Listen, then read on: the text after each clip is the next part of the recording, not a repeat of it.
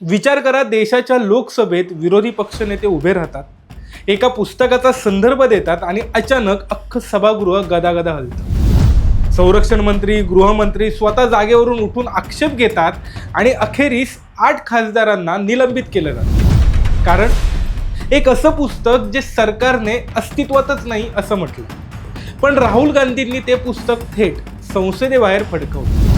हे पुस्तक आहे भारतीय माजी लष्कर प्रमुख जनरल एम नरवणे यांचं. या चीनसोबतच्या युद्धाची ती थरारक रात्र, लष्कराला मिळालेले धक्कादायक आदेश आणि अग्निपथ योजनेमागचं सत्य दडलंय. पण प्रश्न हा आहे की संसदेत हे वाचण्यापासून त्यांना का रोखलं गेलं? काय आहेत ते नियम? आणि ह्या सगळ्यात अमेरिकेतील एप्स्टीन फाईल्स आणि अदानींचा संबंध काय? आजच्या व्हिडिओमध्ये आपण या पूर्ण प्रकरणाचा सखोल DNA तपासणार आहोत. तेव्हा व्हिडिओ शेवटपर्यंत नक्की बघा.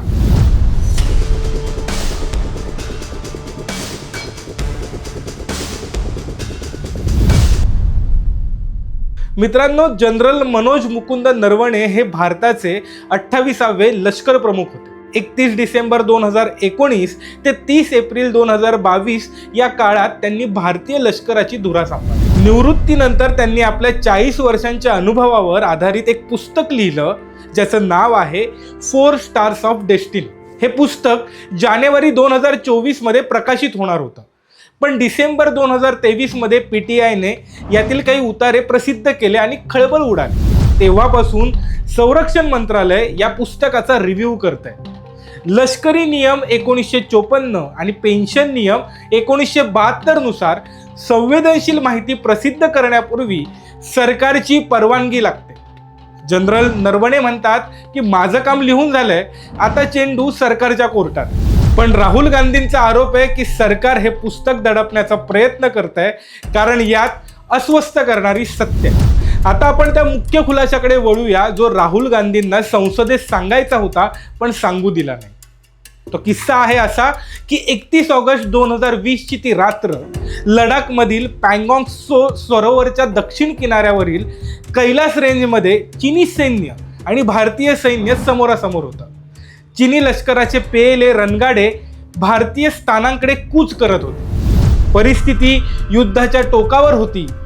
जनरल नरवणे यांनी स्पष्ट आदेशासाठी रात्री 9:15 वाजता संरक्षण मंत्री राजनाथ सिंग यांना फोन केला, पण त्यांच्याकडून काहीच रिप्लाय आला नाही. नरवणे यांनी पुस्तकात लिहिलंय की रात्री 10:30 वाजता संरक्षण मंत्र्यांचा फोन आला आणि त्यांनी एकच वाक्य सांगितलंय की पंतप्रधानांनी त्यांना सांगितलंय जे उचित आहे ते करा, म्हणजे जो उचित है वही करो. राहुल गांधींच्या मते हा लष्कर प्रमुखांचा खुलासा नसून सरकारचा पळपुटेपणा आहे. जेव्हा देशावर संकट होतं तेव्हा पंतप्रधानांनी लष्करी नेतृत्व करण्यास नकार दिला आणि लष्कर प्रमुखांना वाऱ्यावर सोडलं. नरवणे यांनी या स्थितीचं वर्णन हँडेड अ हॉट पोटॅटो, म्हणजेच माझ्या हातात एक गरम बटाटा सोपवला होता असं केलं. पण हा एकमेव खुलासा नाहीये. जनरल नरवणे यांनी अग्निपथ या योजनेबद्दलही धक्कादायक बातमी दिली. सरकार म्हणतंय की ही योजना लष्कराच्या सल्ल्याने आली, पण नरवणे यांच्या मते हे लष्करासाठी एका धक्क्यासारखं होतं. लष्कराने केवळ 25% सैनिकांना बाहेर काढण्याचा प्रस्ताव दिला होता, पण सरकारने काय केलं? सरकारने 75% सैनिकांना 4 वर्षात घरी पाठवण्याचा निर्णय घेतला. इतकंच नाही तर अग्निवीरांच्या 20,000 रुपये सुरुवातीच्या पगारावरही लष्कर प्रमुखांनी आक्षेप घेतला होता, कारण हा पगार हा एका मजुरासारखा होता. पण मग राहुल गांधींना हे संसदेत बोलण्यापासून का रोखलं गेलं? असं काय होतं की त्यांना बोलूच दिलं नाही? इथे येतो तांत्रिक कायद्याचा भाग, म्हणजे नियम 349. लोकसभा अध्यक्षांनी या नियमाचा आधार घेतला. हा नियम काय सांगतो? सभागृहाच्या कामकाजाशी संबंधित नसलेलं कोणतंही पुस्तक किंवा वर्तमानपत्र सदस्य वाचू शकत नाही. सरकारने असा युक्तिवाद केला की जे पुस्तक अद्याप प्रकाशितच झालेलं नाहीये त्याला अधिकृत मानता येणार नाही. आणि दुसरा नियम होता नियम 353. जर तुम्हाला कोणावरही मानहानिकारक आरोप करायचे असतील तर त्याची पूर्वसूचना देणं हे बंधनकारक असतं. राहुल गांधींनी सांगितलं की त्यांनी माहिती प्रमाणित म्हणजेच ऑथेंटिकेट केलेली आहे, ते जबाबदारी घ्यायला तयार आहेत.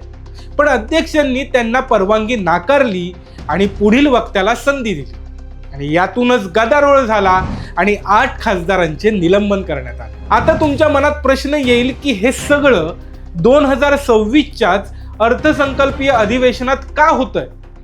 राहुल गांधींनी एक मोठा डॉट कनेक्ट केलाय.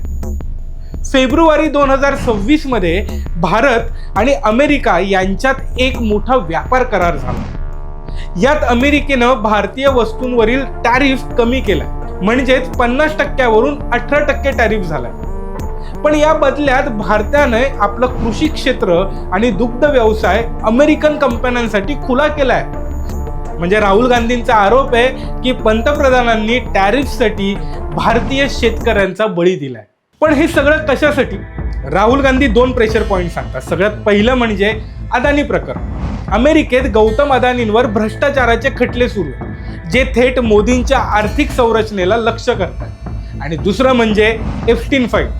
अमेरिकेनं नुकत्याच प्रसिद्ध केलेल्या जेफ्री एप्स्टीन प्रकरणातील कागदपत्रांमध्ये भारतीय पंतप्रधानांच्या 2017च्या इस्रायल भेटीचा उल्लेख असल्याचा दावा विरोधक करतात. राहुल गांधींचं म्हणणं स्पष्ट आहे की या 2 दबावांमुळे पंतप्रधान कॉम्प्रोमाइज झाले आणि म्हणूनच ते देशाच्या सुरक्षेवर किंवा व्यापारावर ठाम भूमिका घेऊ शकत नाही. मित्रांनो, खरी लोकशाही ती असते जिथे लष्करी रणनीती आणि राजकीय उत्तरदायित्व यांच्यात एक ट्रान्सपरन्सी असते. जनरल नरवणे यांचं पुस्तक अग्निपथ योजनेलाही लष्करासाठी धक्का म्हणतं. मग जर लष्करालाच याचा विरोध होता तर ही योजना का लदली गेली? जेव्हा एखादा माजी लष्कर प्रमुख म्हणतो की त्याला संकटाच्या वेळी एकटं पाडलं गेलं, तेव्हा ते राष्ट्रासाठी चिंतेचं लक्षण.